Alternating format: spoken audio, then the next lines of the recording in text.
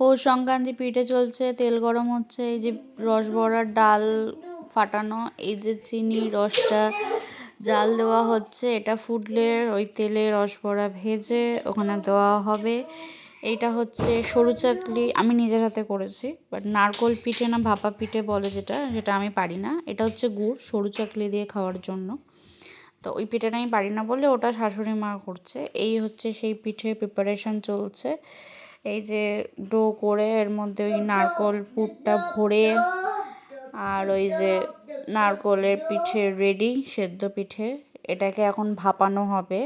ভাপানোর পর এই যে তেলে রস বড়া ভাজা হচ্ছে, ভাজার পর এই যে রসের মধ্যে বড়া দিয়ে দেওয়া হয়েছে, এইগুলো এবার খাওয়া হবে।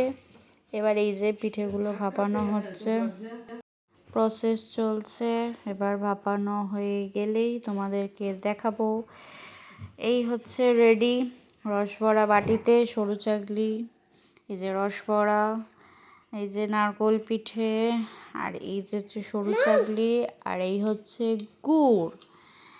সব রেডি, যাদের যাদের খাওয়ার ইচ্ছা হবে চলে আসো তাড়াতাড়ি খেতে।